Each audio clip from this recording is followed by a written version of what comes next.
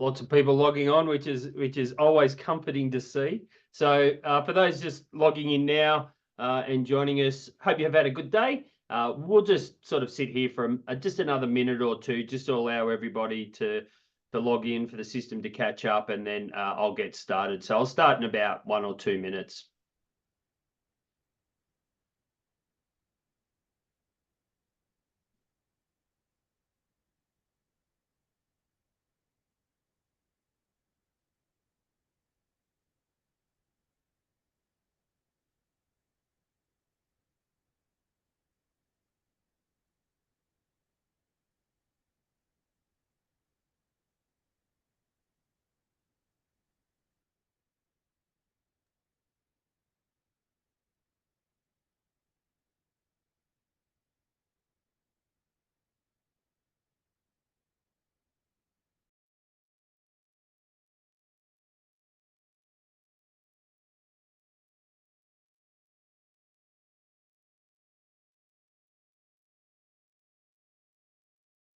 All right, we might get started. Okay, well, welcome everyone and good evening.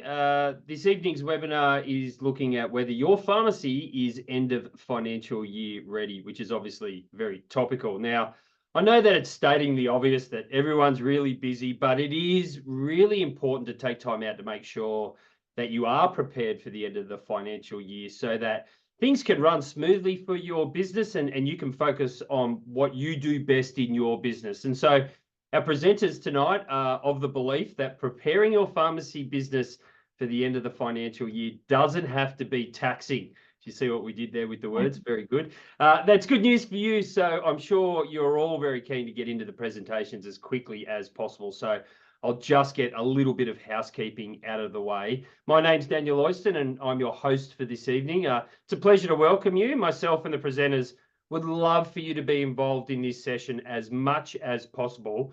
That's definitely how you get the most out of it. So please post your questions in the chat at any time. You don't have to wait until the end. Trust me, I've done loads of these webinars and panel hostings in my time across lots of different industries and topics, both live and online. And I can tell you that the presenters really do love getting questions from you. So please don't be shy. Pop them in the chat at any time. You don't need to wait until the end of each presentation.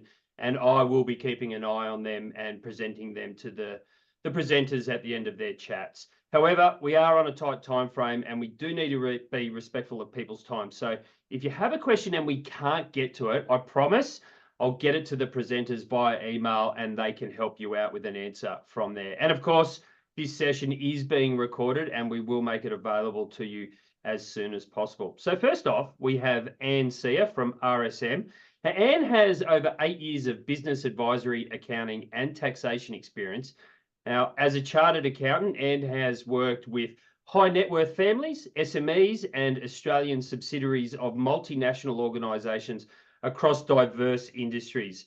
Anne's passion lies in the pharmacy sector and she has a deep understanding of the unique financial challenges faced by pharmacies, from things like managing inventory costs across to optimizing revenue streams. Her specialized knowledge allows her to provide tailored solutions which are focused on trying to drive growth and profitability for pharmacy businesses. And her holistic approach considers both financial and operational aspects, which results in sustainable success for her clients. Now, Anne is focused on comprehensive and outcome-focused services for her clients and specialises in working with businesses to help manage their financial performance and tax obligations and achieve a balanced commercial outcome, which all sounds fantastic if you're a small business owner, Anne. So welcome to you and good evening. And if you'd like to share your screen. Great. Thanks very much, Daniel, for that intro. I really appreciate it. Let me just see if this sharing works. All right, how does that look? Yep, you're good to go. Okay, amazing.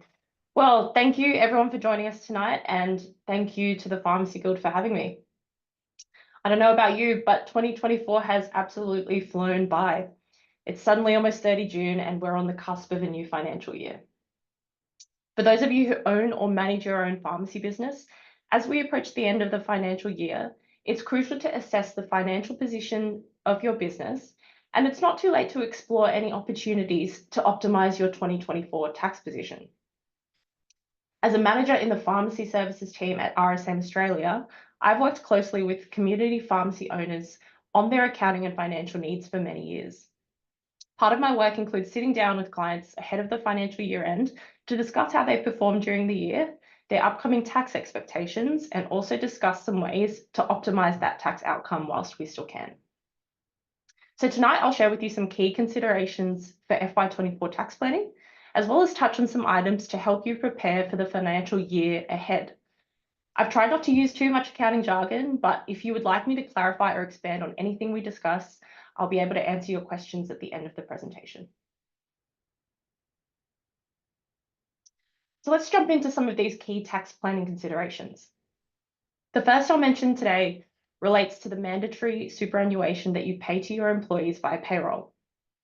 In your pharmacy, you will likely have a weekly, fortnightly, or monthly payroll where the super contributions are only paid every quarter ahead of the payment due dates. However, super is deductible for tax only once paid. So instead of waiting until July to pay the super earned during June quarter, we always encourage our clients to pay the amount owing prior to 30 June and bring forward the corresponding tax deduction to this financial year. Secondly, you may recall that in previous financial years, you were able to deduct the full cost of almost any new eligible asset purchased for your business use with no upper threshold limit under a measure called temporary full expensing. For FY24, this measure is no longer in force. However, businesses with turnover of less than 10 million per year will still be able to fully deduct the business use portion of any asset costing less than $20,000. This law is still currently in front of Parliament waiting to be passed, but this has been advertised as something you'll be able to do for FY24.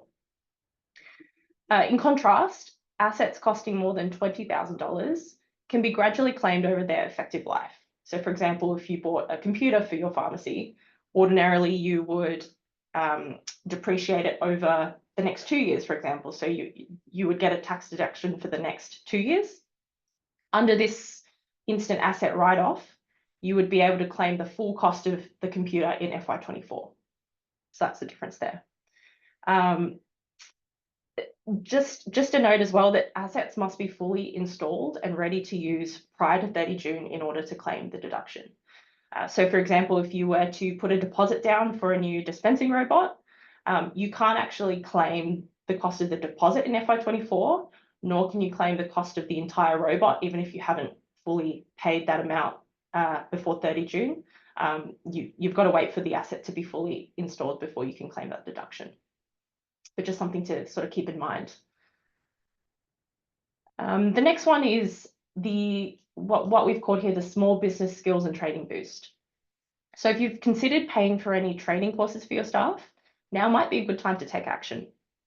Because what happens under this boost is that if you pay for eligible courses from external training providers and the training is business related and not undertaken for personal unrelated purposes, you might be able to claim an additional tax deduction equal to 20% of the cost if incurred by 30 June. So say if you paid for a training course, which was with a registered training provider, you paid for that by 30 June and it cost $10,000. Not only would you get the tax deduction of $10,000, you'd get an additional 20%, so $2,000 extra deduction. So that's, again, something really helpful, a way to reduce your taxable income even further. And there are certain websites as well that the government provide for you to go on and have a look and see whether a particular training provider would fall under this like registered, would classify for this additional deduction. Next off, we've got writing off or reviewing and writing off your bad debts. So if you have outstanding customer account debtors, one of the simplest things you can do at year end is to review the list and identify any amounts that are old, so maybe 60 or 90 days old, and consider whether they are still recoverable. So when you have debtors on your books, the amounts that are showing in the debtors have also been recognised as income. and you would be taxed on that income ordinarily, even if you haven't been paid yet. So why we say review your debtors is because if there are any amounts you won't be receiving in cash, you can write this off. So you would recognize a bad debt expense, and this expense will again reduce your taxable income and reduce the tax paid that you pay. And the final point on this slide relates to staff bonuses. So it's common practice for businesses to create a provision. So a provision for any staff bonuses that may have accrued over a period, but not yet pay that bonus through payroll. So bonuses are not generally deductible for tax until you pay them through payroll. So one of the things that we can do is claim a tax deduction on any bonuses that a business owner has clearly committed to paying. So it's not just a case of accruing an estimated $20,000 bonus that you might pay, say, your pharmacist in charge. If that bonus has been earned through a provision in the employment contract, the amount is quantifiable, you've committed to paying it, the employee knows that they will be getting it at some point, then you can definitely, you can then at that point claim the tax deduction. So that's again something to consider. You can bring forward that tax deduction before 30 June if you know that you have bonuses that you will be paying at some point in FY25.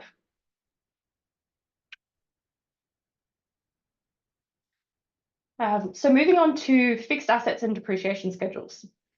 We've already mentioned the instant asset write-off measure, where you can claim that full deduction for the cost of any new assets under $20,000.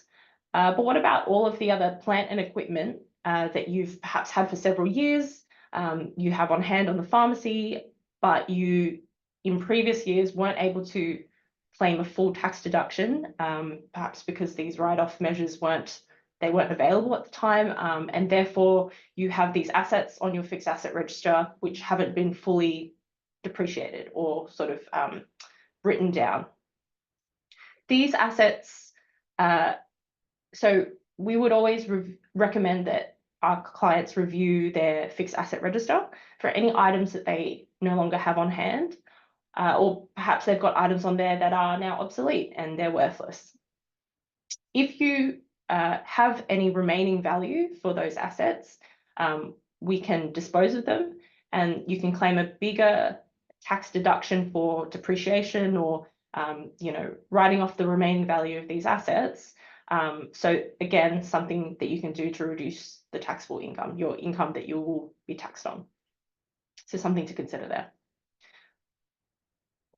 And in fact, every year when you're doing your tax compliance, it is a good habit to check that fixed asset register just in general, just to make sure that it's accurate. You've got the right descriptions on there, just so that you have a really good grasp on what is in your business.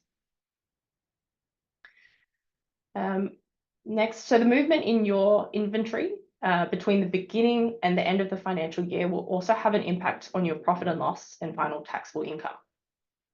So it's prudent that you ensure you organise a year-end stock take. Ensure your closing stock figure is as accurate as possible. Often closing stock is most often valued at cost. There are other methods that you can use, particularly if they might give you a sort of lower value of your inventory, but does get a little complex. So I would definitely recommend you speak to your tax advisor about, if you want to be using other methods. But regardless, it's still a good opportunity for you to also consider at year end whether you're holding any obsolete stock, because obsolete stock can also be written off, and you can claim another tax deduction via the with those obsolete stock being written off. Again, there's some stringent criteria that you would need to meet to sort of show that that stock is obsolete. You can't just sort of pick some items that you think are not going to sell and call them obsolete and write them off. So yeah, we would definitely recommend you speak to your tax advisor if you think that you do have some stock on hand that might be relevant in this area. So occasionally you may also have prepaid expenditure. So expenses that you've paid for, say in June, but will cover you for the next 12 months. For example, insurance. You might pay your insurance costs now, and that will cover you for the next 12 months. And then from an accounting perspective, what we tend to do is we'd recognize a certain portion of that full cost every month, just so that, you know, when you're looking at your P&L, it doesn't look like you had this huge cost in June. We try and spread it out over the next 12 months, so you can kind of see, you just spread it out over the period of the expenditure and the service period, what we call the service period. So if you have a significant balance of prepayments on your balance sheet, small businesses have access to certain concessions regarding these sorts of costs. So going back to the insurance example, if that insurance is going to be covering you for a period of time and will finish within the following 12 months from now, then you'll be able to deduct that now, so in FY24, rather than a claims, you know, part of it now and then part of it in FY25. You can bring forward that full deduction to this financial year. So just to reiterate, if you were to sort of pay for a Christmas party expense sort of later on in this year, like Christmas 2025, you can claim that prior to 30 June because that expense is going to be used within the next 12 months. Another thing with prepaid expenses is that anything that's required by law, such as workers' compensation insurance, that's immediately deductible. And also anything that's less than $1,000 in an original cost is immediately deductible. So yeah, one of the most common sort of items of prepaid expenditure we see in pharmacies is insurance, like I said, and then also even rent if you've sort of prepaid a few months in advance. Conversely, you may have services that have been provided to your pharmacy prior to year end, so prior to 30 June, but you haven't been invoiced for it yet and you haven't paid for the expense.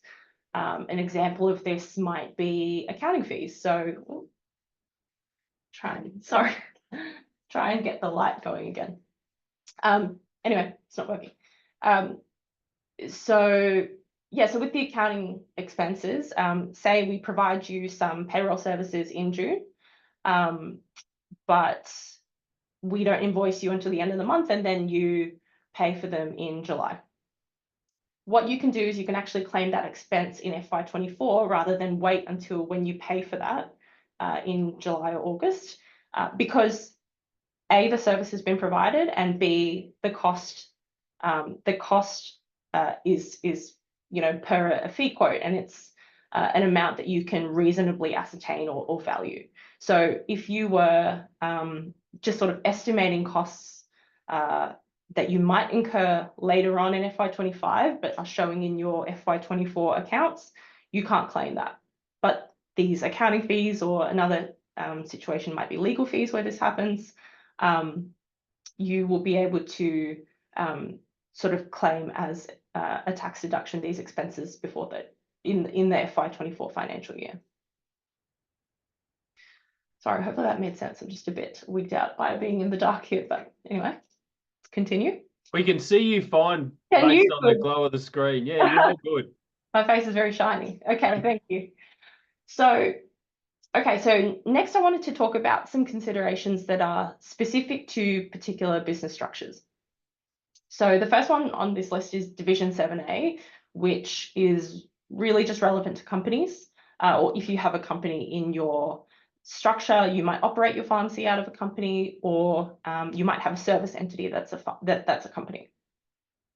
So if a shareholder of a company or their associate, so someone who would act in accordance with that shareholder, if that person takes money out of the company, sorry, it may not be a person, it may be a trust, but if you take money out of the company during the year to pay for personal expenses, this would be considered a loan that the company has made, and it needs to be repaid by a certain date. So this date is the earlier of the tax return due date or actual lodgement date for the relevant financial year. If cash isn't put back into the company to repay this loan, it must be placed on what we call a complying Division 7A loan agreement to avoid the loan amount being deemed an unfranked dividend.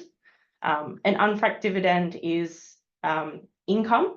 So if I was to receive an unfranked dividend, it's income to me, and because it's unfranked, there are no franking credits attached.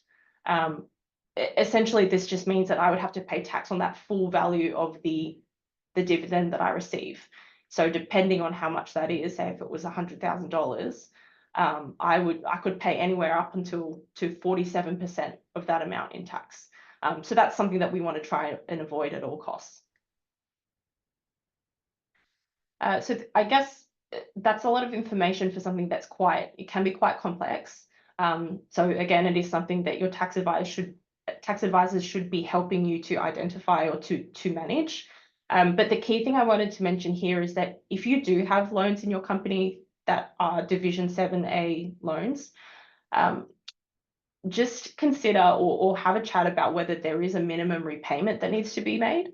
So generally, a minimum repayment might just be satisfied by you putting money back into that company to meet that minimum repayment amount. The other thing with a complying Division 7A loan agreement is that the company would have to charge interest on this loan. And the interest is set by an ATO provided rate. It's called a benchmark interest rate. So currently that's 8.27%. So it's fairly high. I don't think it's been announced yet what the rate will be for FY25. But basically this company would be paying tax on an income amount that, it's not necessarily an actual cash payment. So what we say to clients is that if you do have one of these Div 7A loans, like obviously you'd want to try and pay it down as much as possible, but at the bare minimum, you want to meet that minimum loan repayment and potentially pay down more so that you're not charged as much interest over a period of, you need to repay these loans over 7 years. So if you have interest income over 7 years, that can add up to quite a lot. You may also have a discretionary trust in your group structure. Again, could also operate as a service entity for your pharmacy. So all trusts are required to make a resolution prior to 30 June on how any income will be distributed and to whom you would distribute it. So this would generally form part of a tax planning exercise that you would undertake with your accountant. Particularly if you have several potential beneficiaries who you could distribute to, and their personal tax positions would need to be considered as well. Also keep in mind that there is some ATO guidance on something called Section 100A. Try not to go into too much detail, but essentially, if you do distribute income to a beneficiary, the cash payment or the benefit will eventually have to follow. So you can't just distribute to someone and then sort of have no intention to give them the cash ever, or you can't just keep that money for yourself to minimize your tax. That's essentially what that is saying. So yeah, the important thing here is to get your trust distribution minutes done by the end of the financial year. And even though we are talking about your business today, it's still a good sort of thing to have a look at your individual situation as well and how you can optimize your personal situation. There are a few key items on the slide here, but I'll just touch on a couple of them. So firstly, consider whether you have the cash to make a personal super contribution and whether you would benefit from the corresponding tax deduction that you get. So what happens is that these personal super contributions are made by you rather than your employer. And they're made to your super fund just to boost your super fund balance, really. If they are concessional contributions, you can claim a tax deduction in your personal return, but no tax deduction is available for non-concessional contributions. Non-concessional contributions are just made from essentially your after-tax savings, but they're not taxed any further in the super fund. So yeah, it's something to consider if you would like to reduce your taxable income a little bit further. And then you also have the added benefit of increasing your super fund balance. Now, that's not financial advice. I can't give financial advice and tell you whether that is a good thing to do, but it's something to definitely consider with your financial advisor based on your financial position. You can also consider making some tax deductible donations prior to year end. They just need to be made to what's called a deductible gift recipient. But most of the sort of the main, I guess, charities that you would see, World Vision, UNICEF, Red Cross, they're all deductible gift recipients. And donations can also be made in the name of your business. You can also reduce your personal taxable income by claiming income protection premiums as well that you've paid throughout the year. And finally, I just wanted to mention that individuals who earn more than $250,000 in taxable income for a year are subject to an additional tax called Division 293 tax, which is calculated as a percentage of your concessional super contributions for the year. And often this tax can surprise clients because it gets calculated separately to your tax return. You'll get a notice after the tax return. So you might think that your tax for the year is all done and paid, and then suddenly you get this additional notice. So it's just something to be aware of, particularly if you are a sole trader or perhaps a partner in a partnership and you've had substantial profits from the pharmacy during the year that will add to your taxable income.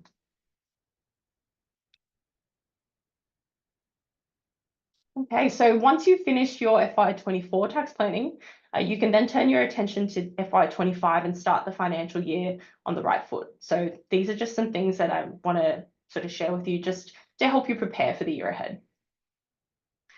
A key tool that will help you monitor your pharmacy's financial performance during the year is to set an annual budget. A budget can help provide targets and a regular benchmark for your business that will align with your short-term and long-term planning, goals, and strategy. It can assist with financial discipline for spending and help identify what is important to you and where resources are needed. So think of a budget as a tool to assist you in making informed decisions about your business, and you should regularly refer to your budget throughout the financial year. Your previous financial year's actual results are a good starting point for preparing this budget, or you can use a certain percentage of income growth that you're hoping for to forecast how the rest of your expenses would need to increase to support that. Ideally, you'll also have a cash flow forecast prepared alongside the annual budget, which will help you pinpoint times where cash may be low throughout the coming year, and when you might expect certain expenditure, such as when you'll need to have cash to cover your quarterly super payments, when a large GST refund might be expected, and that'll be a welcome injection of funds for you.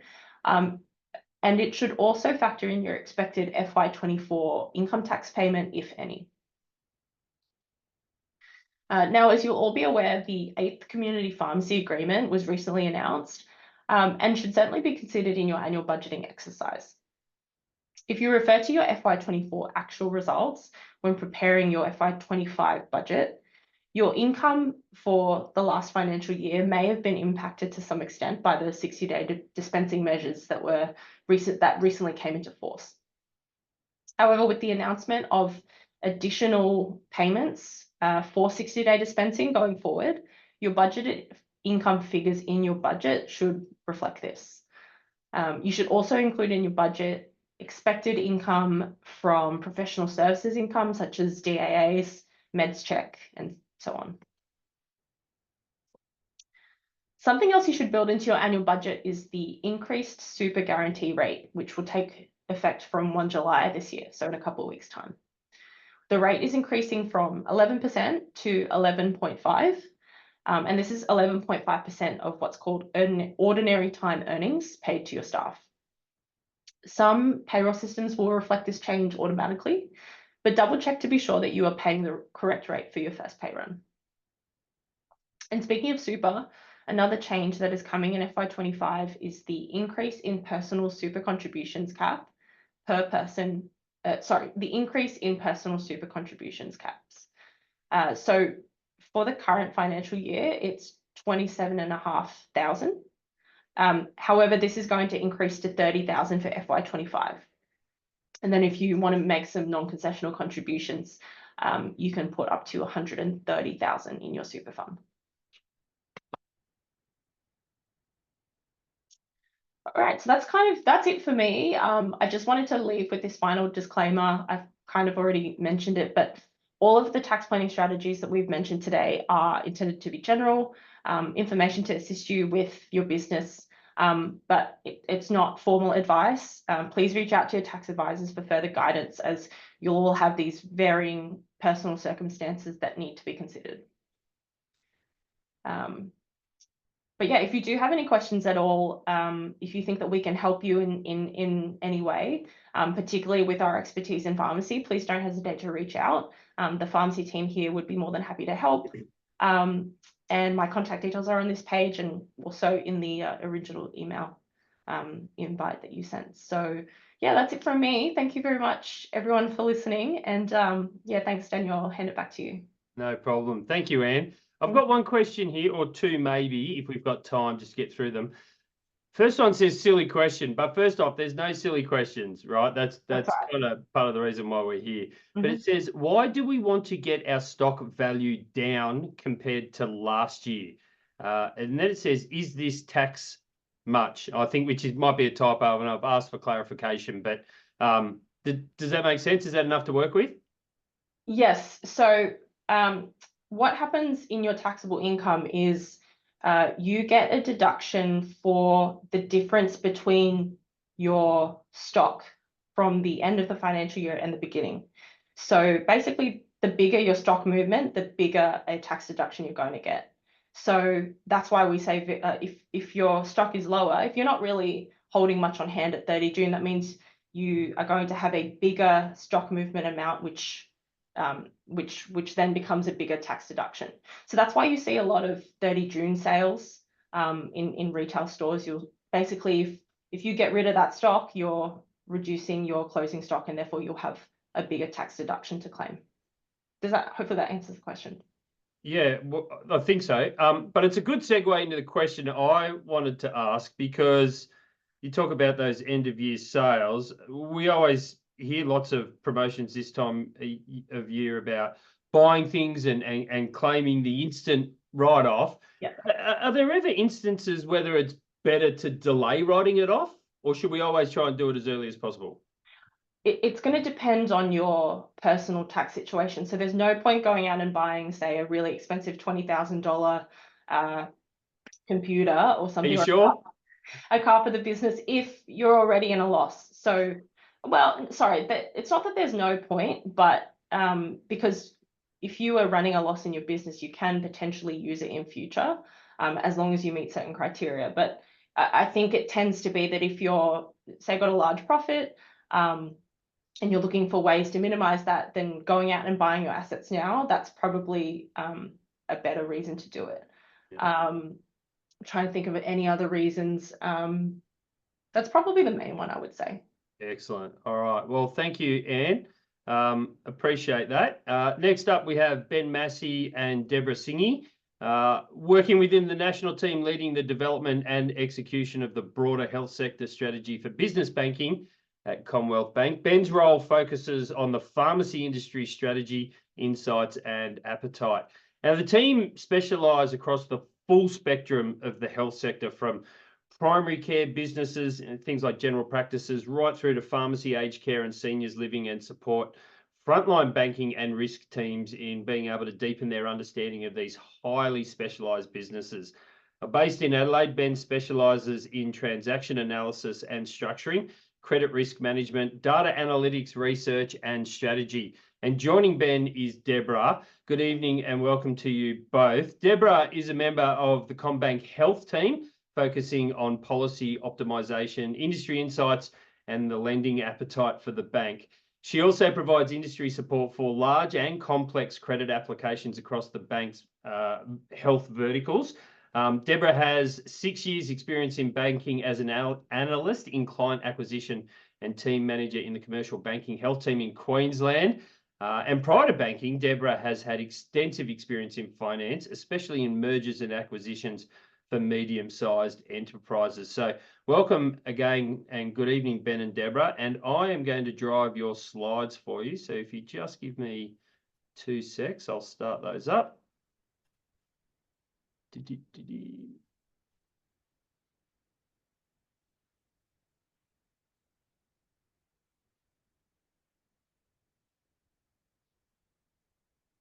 How are we looking?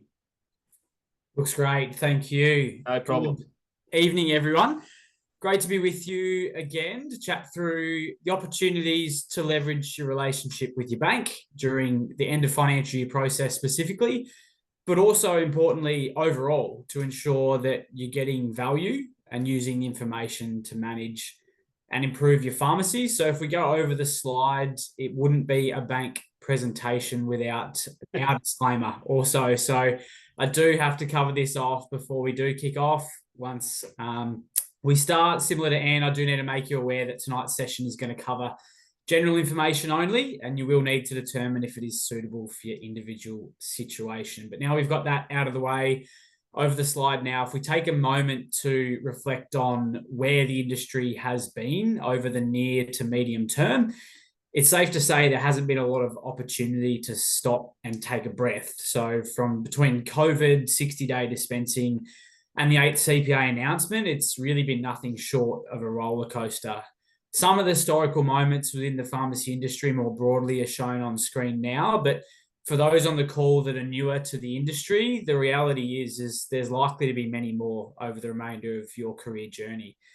I guess the overarching message from our presentation this evening is how a strong relationship with your bank can ensure that you have the right financial support to assist you with both your personal and your business objectives, given that these are both influenced by each other, and we can forget that at times. The important factor is keeping a regular dialogue with your bank. So regularly checking in and ensuring that there's value being shared both ways. So it's not just a one-way street where you're providing all the information to the bank. An important takeaway from tonight's presentation is going to be how you can gain value from the bank yourself as an owner. So with that in mind, over the slide, the end of financial year can be a very stressful time for businesses and especially business owners. So as a business owner, you're engaging with a range of professionals and service providers to assist you to prepare things like Anne's been speaking about, different financial reports, pieces of information on the performance of your business.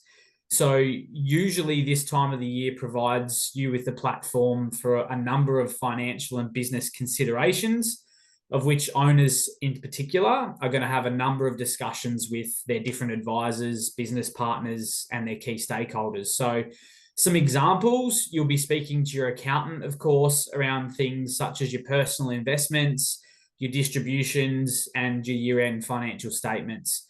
You've also got the bank who are going to be seeking your latest financial statements, and maybe the time's right to consider bringing in a junior partner as an example. So how you're going to look to structure that change into the business. Maybe you're also considering the purchase of the commercial property the pharmacy operates from.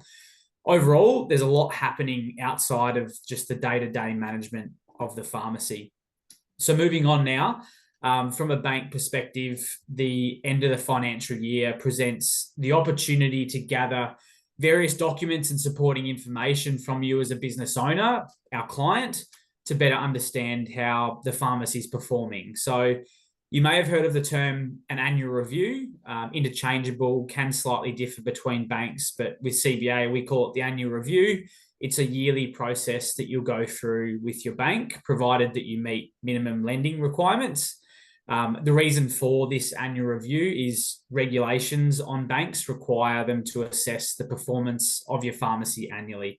So this will affect in the back end, essentially the capital or our money that we have to hold in offset to any lending that we do provide you for regulatory purposes. So usually this occurs a little bit of time after the end of financial year to give you that time with your accountant and your advisors to prepare all the relevant documentation on your business. So the annual review process is really identical to any regular review process you as an owner will be using in the management of your business. So as we can see on screen, the key items include collecting your data. So that's everything from your financial reports right through to your customer and your patient data. Then calculating your key ratios and your financial metrics. So how has your performance trended in comparison to prior years? Are you moving in the right direction? And this is where financial advisors and your accountants can really point you in the right direction of what those key ratios should be tracking within the pharmacy. Then once you've got them all calculated, you're going to look at benchmarking against industry standards. So a really valuable exercise is looking at how you compare or your pharmacy compares to industry norms. The Guild and your accountants, as well as your bank, have some great insights onto this we'll cover a bit later. Then once we've done that, we look at the identification of areas of improvement. So a natural review process is looking at which areas of your business require some further attention or further investment, whether that's time, resources, or finances. Then we're going to look at implementing strategies for improvement to do so. So the important call out here is that this isn't something just for you to solve. Be sure to utilize the number of various advisors that we'll detail later in the presentation. And then finally, essentially the critical piece in all of this is evaluating improvement by conducting this cycle again and again and again, whether that's next year at an absolute minimum or at your next regular checkpoint if you're reviewing more regularly. And the important point is to ensure that you're comparing your results. So it's not just a once-off, it's a regular occurrence. So if we think about a pharmacist in isolation, a pharmacist spends a lot of time analysing the health and also keeping up with clinical information on their patients. But as a business owner, how much time are you spending analysing your business performance and the data that your business generates? This is the important feedback loop that will tie directly into your business plan, and it's that annual or regular health check on your business that you need to be doing. A well-performing and profitable pharmacy has more money to spend on its staff, its facilities, and importantly, investing back in itself to improve the health outcomes for patients, but also, as an owner, generating a better return for you at the end of the day. So moving on now, when we do discuss the annual review process and the information that the bank requires, for some of you that are newer, you may be wondering what we're actually referring to here. So I do acknowledge there'll be many of you on the call tonight who have been through this process many times, and this annual information request from your bank will be business as usual. But for those who are newer, traditionally the bank is going to provide you a list of information they require a few months ahead of your annual review date. So as you can see on screen, the information ranges from business financials, your tax and liability statements, and it can include information on your personal circumstances or any personal lending and facilities that you do have, depending on how your loan and your facilities with the bank are structured. As mentioned earlier, the bank has a regulatory requirement when the annual review has to be completed by.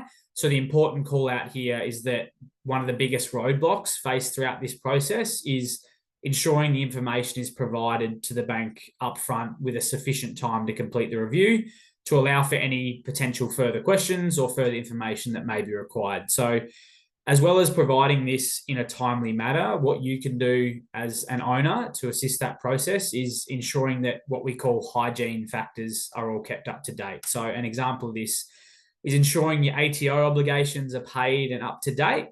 And that just ensures that the process is much more streamlined and simpler for both parties. And that way it's focused more on how we can provide value and insights back to you as an owner, rather than looking at compliance items such as ATO and the capturing of certain statements. So on the next slide, we'll talk through the important factor that the review process shouldn't be a one-way street. So as I said, introing the presentation this evening, it is important for you as a business owner to be gaining value and insights through your relationship with the bank. So really making sure it's a two-way street. So with the abundance of information and heaps of tools that are available to you through your relationship with the bank, the end of financial year or that annual review process, more specifically, presents a really great time to review and update your business plan and your business strategy. So Developing and implementing a business plan is something that all businesses should prioritise around the time of the end of financial year. So a lot of things are happening here that just ties in perfectly for the annual health check and the updating of this business plan. Important to involve your bank in this process to some degree. So utilise them as an additional resource as you're doing this update regularly. The business plan should be reviewed and updated at least on an annual basis as a minimum. So many strong performing businesses we observe are reviewing on biannually, quarterly, and even on monthly basis. The important thing is to recognise that the discussions and how you're doing your business plan structuring can actually change depending on what stage of the business cycle you're in as a pure result, the trade-off of what your focus is going to be. So as you can see on the left-hand side of that screen, we can be in a range of different cycles, stages of the business cycle, whether you've just purchased a new store or you're looking to purchase an additional store, you've got a growth mindset. Maybe your focus is to increase the performance of your existing store only. You could also look to be on the path to exiting the business if you're later on in your career. A business plan is ultimately a crucial tool for determining your objectives and the actions you need to put in place to ensure that you can achieve your objectives. So regardless of which stage you're in, the relationship you have with your bank can give you access to a number of great tools and insights that can assist you with this business plan updating. So there are a number of business plan templates available publicly. A simple Google search can find a heap of them. CBA have a one-page business plan template. It's a really good starting point, and it allows you to conduct a SWOT analysis. So that's what's the key strengths, weaknesses, opportunities, and threats to your pharmacy. So the finishing call out on this slide is your pharmacy's success will directly impact your personal financial objectives. A profitable pharmacy will provide you with the capital you need to fund your personal investments. Potentially, you could look to upgrade the family home as an example. It also enables you to invest outside of the pharmacy, and ideally, it'll fund the retirement that you desire. Your business earnings, and when you go through this end of financial year process, you can utilize their business earnings to enter into tools such as the CommBank borrowing power calculator, which is on the right-hand side of the screen and found on our website. That can give you an indication on things like your ability to borrow for both personal and business needs. Ultimately, though, it is best to talk to a banker, but these are good tools to assist the very starting point of those considerations. So over the slide now, a common question we do get is where we see pharmacies performing well, or what do sound performing pharmacies look like? The 5 key factors that we constantly observe and come back to with successful pharmacies are those that you can see on screen. And these are the areas that pharmacies that perform really well, we see consistently separate themselves on. So the first is the patient. So as obvious as it may seem, this is that in-depth and deep relationship and understanding of your everyday patients. Some examples that pharmacies are doing to separate themselves is understanding the shift towards digitalization and evolving patient experiences and expectations.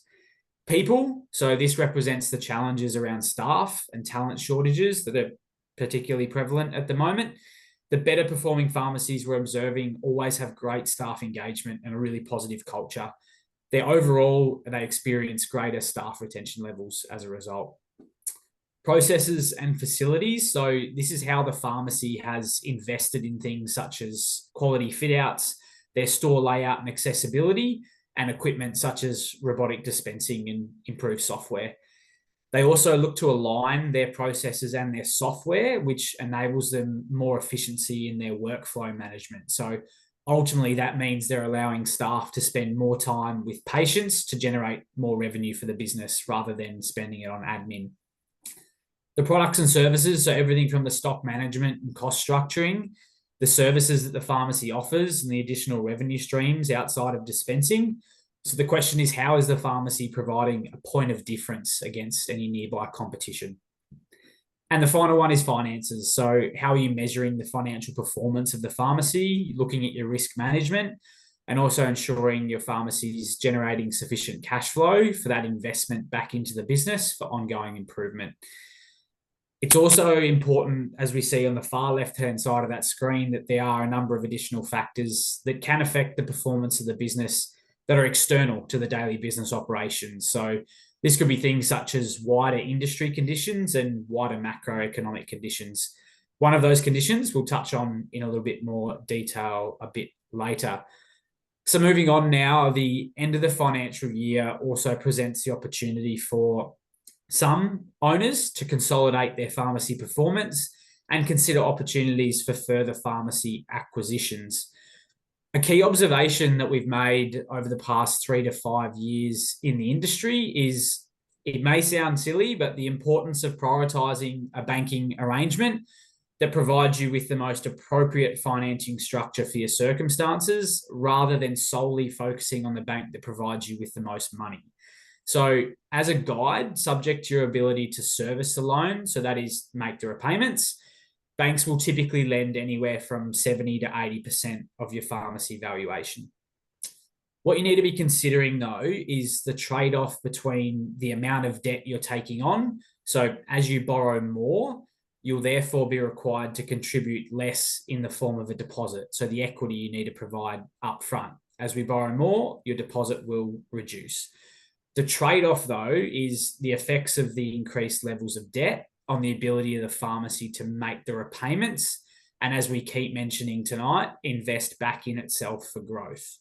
So the important factor is considering the pharmacy's ability to build sufficient cash reserves into the future. So being able to increase their working capital stores and future capital expenditure, such as required fit-out upgrades or purchases of plant and equipment, for example, dispensing robots or new softwares. The level of debt you take on, as a summary, shouldn't limit your pharmacy's ability to grow and expand. This is where an experienced banker will work alongside you and your advisors, such as your accountant, to put together a banking arrangement that gives your pharmacy the best opportunity to grow in the long term and continuously invest back in itself. So if we look at some more macroeconomic factors now over the slide, the principle of borrowing power is really important for those that haven't had the benefit of that long-term experience as an owner within the industry and wider business management. So without some wider perspective, you could have a look at the slide on screen and consider interest rates at historical highs. So on screen is the cash rate movement from 2020 to today. So potentially a new pharmacy owner who has purchased a pharmacy in the last 3 years may look at this as historical highs. That pharmacy owner who maybe purchased, let's say, during COVID, has faced substantial interest rate rises in the last 3 years.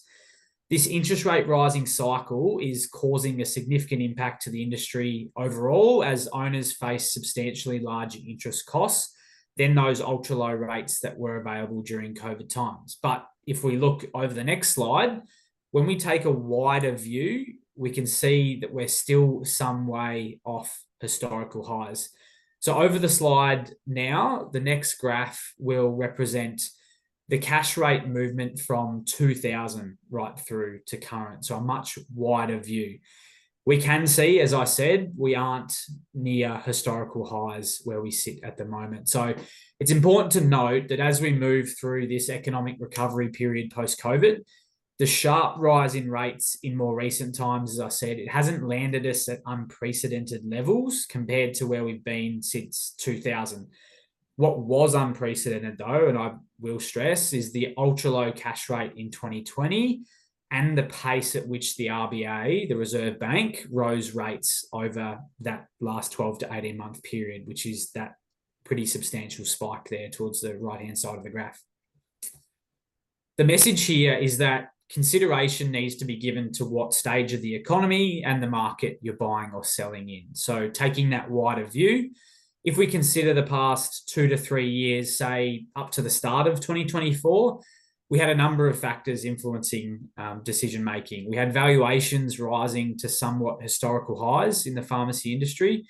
This was off the back of interest rates at historical lows. And we saw purchasers having to pay significant premiums over market valuations to obtain a pharmacy acquisition. So it's about ensuring you have the appropriate buffers in place to ensure the pharmacy can withstand any interest rate rises or economic downturns, the ebbs and flows of the economic cycle. to ensure you haven't over-leveraged in a hot market, which will cause incredible pressure on the pharmacy when the next phase of the cycle kicks in. These are examples of conversations you should be having with your bank and your accountant on a regular basis to continue to update things like business projections and ongoing management of the pharmacy. So with that, I'll now hand over to Deb to take us through a quick example on this in particular. Thanks, Deb. Thank you, Ben. And evening, everyone. Hopefully you can see myself on screen. So in this slide, we're walking through a working example of the impact of interest rate on the capacity of a business to meet its loan and interest repayment obligation. So this is a simple exercise where we're assuming that we're acquiring a pharmacy for $1.8 million, and recurring EBITDA, or for your pharmacy purpose, is the profit. In this example, stays consistent at about $251,000. So if I can draw your attention to the first row of the table, we can see that the interest rate has increased from 2.75%, such as seen during the COVID pandemic, to about 7% in our example. So in this case, the interest expense keeps increasing from as low as $37,000 to about $94,000 when the interest rate reaches 7%. We can see here how the two metrics banks usually look at, which is one, your interest cover ratio, or ICR, and debt service coverage ratio, which is DSCR. So ICR simply looks at how much your pharmacy profit can cover interest, and DSCR looks at how much your pharmacy profit can cover both principal and interest payment. So if we're borrowing at 2.75%, we can see that the increasing interest rate, with the increasing interest rate, more pharmacy profit is being used to cover interest expense. And in this case, it's about 2.5 times more when the interest rate increases to about 7%.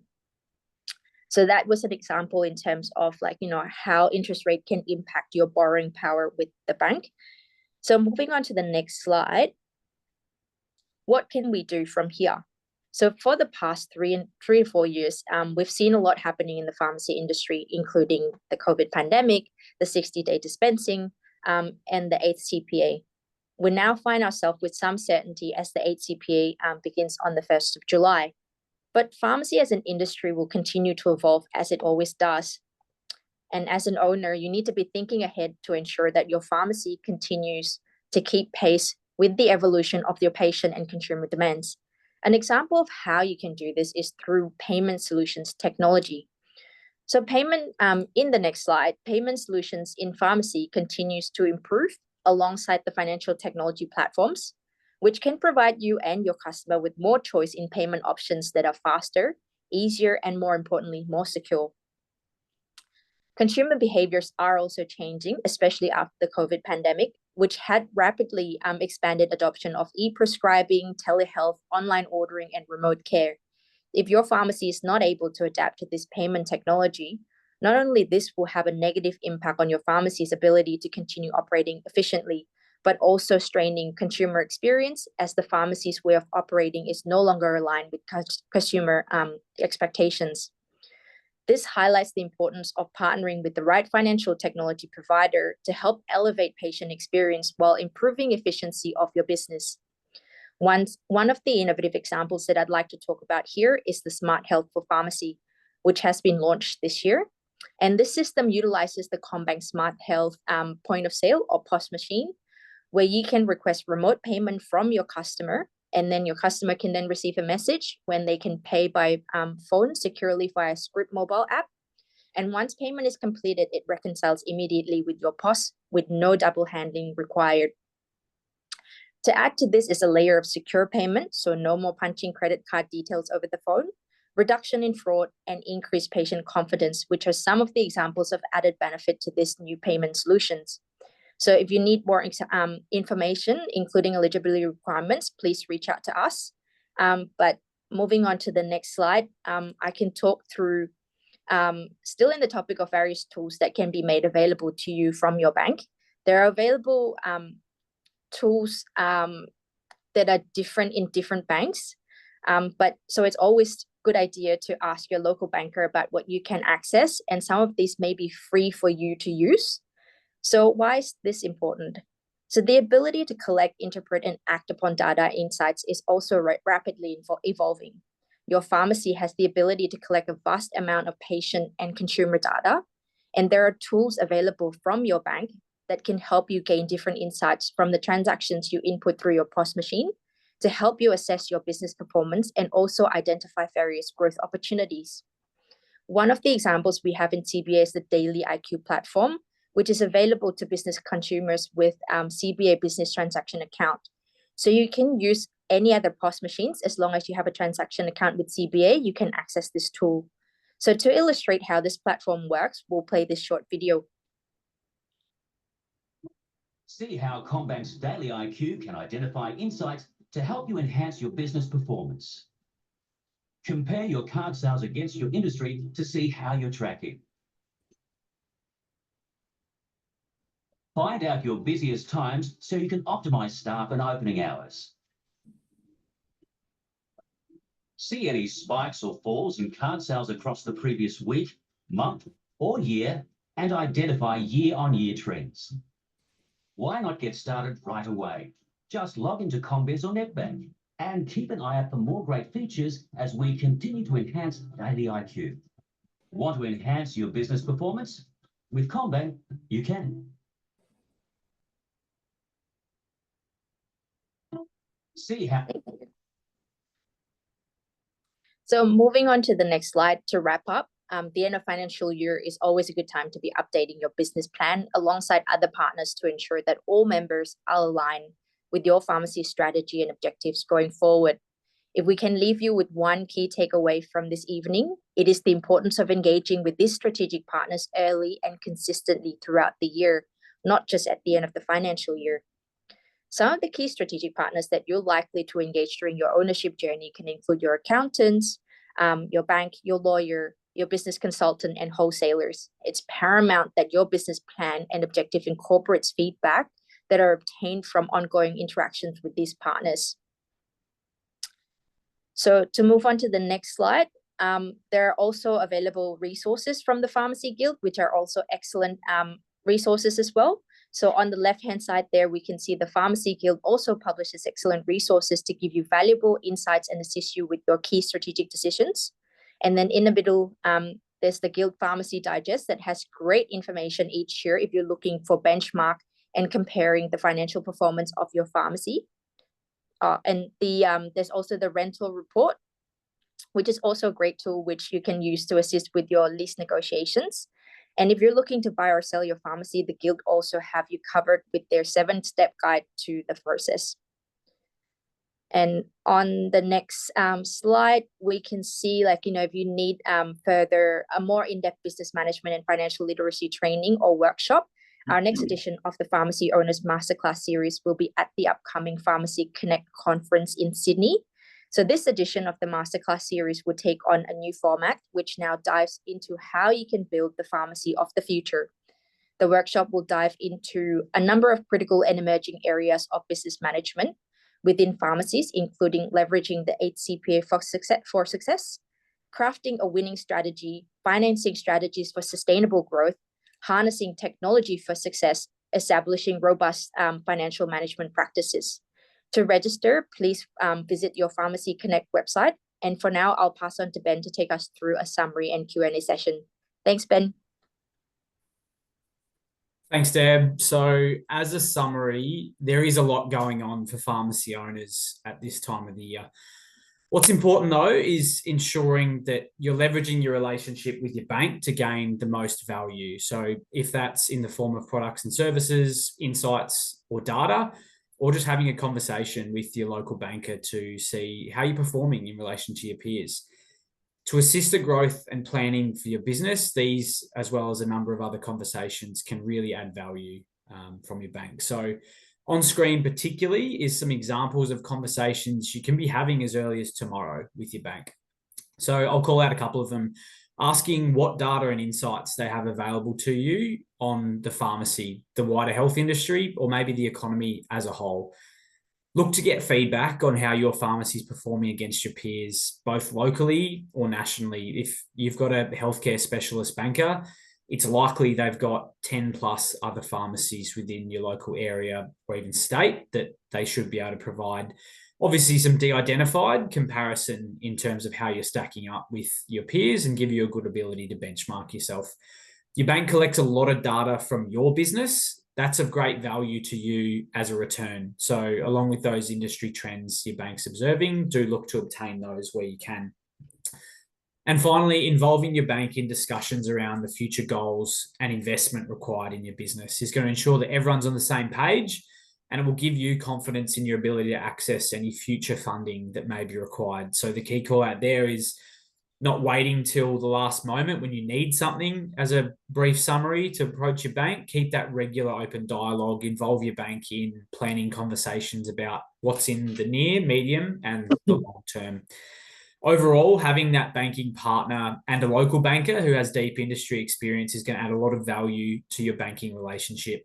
That regular and consistent engagement is going to build a stronger relationship that is going to be beneficial through the various ebbs and flows you'll experience in your ownership journey. And over on the final slide from us this evening, the final point from us today is just thanks for your time. Our contact details are on the screen here. More than happy to chat with you offline, one-on-one, and arrange some time if you'd like us to consider, have a look at your pharmacy business, or even just have a conversation about the industry. Please don't hesitate to contact us. But I will pause there. That's all from us. Thank you. Was there any Q&A? There is a few. There's one here. I don't understand all the words in this one, Ben, so hopefully it makes sense to you. But the question is, what software providers provide us access to Daily IQ, which is what we saw in the video? Is it only script? Is there a Fred DISP access? Sure. So there's a couple of separate questions there, which I'll just myth bust first and foremost. So if we talk about Daily IQ first, that purely comes from your transaction data. So the only integration, for lack of a better word, you need is a business transaction account with CBA. So if you have that business transaction account with CBA, that's where your funds are settling into. You'll be able to access Daily IQ. That's a service provided by CBA. You only need your bank account, is the long story short there. When it comes to Smart Health for pharmacies, which is our new solution that has been recently launched into the market, that does require a specific integration for this moment only. So at the moment, it is Z Software as a dispense provider that has the full integration for that solution. Now, I can say there are a number of other dispense providers coming on board in the near future, which is very exciting. But for now, it is Z Software. So if you'd like to speak more on that or to take it up immediately, you'd need to be a Z Software dispense pharmacy. But as I said, many more coming in the near future.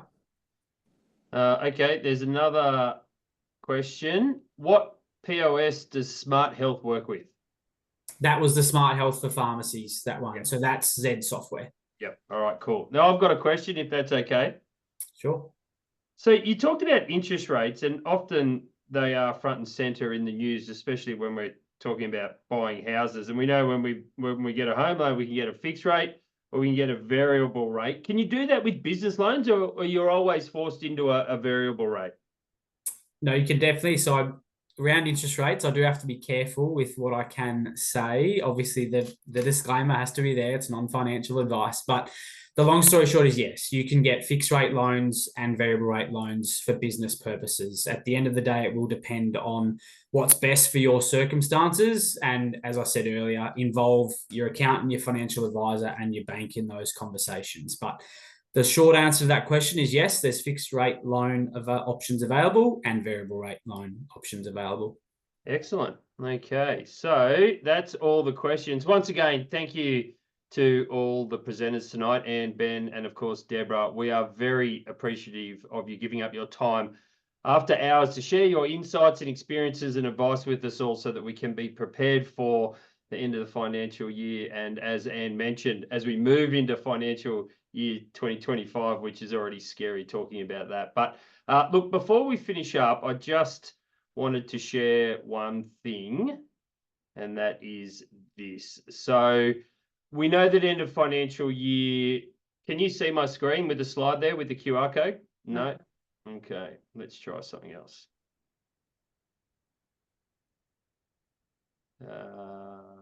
Share, how's that? Yeah, got it. Okay, good. Excellent. So we know that end of financial year and tax time is busy for small businesses.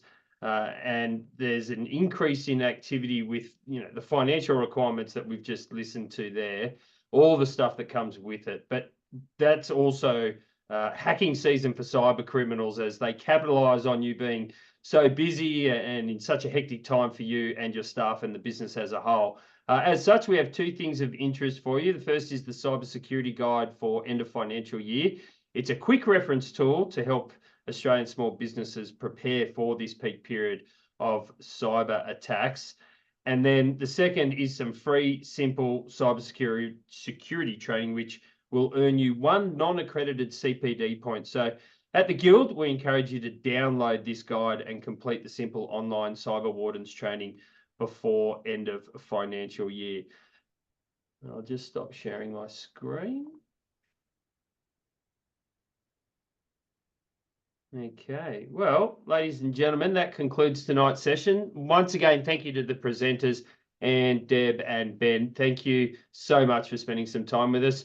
Good night, everyone. Thanks, Dan. Thanks for hosting. Thanks all. Thank you. Have a good night. Thanks, everyone.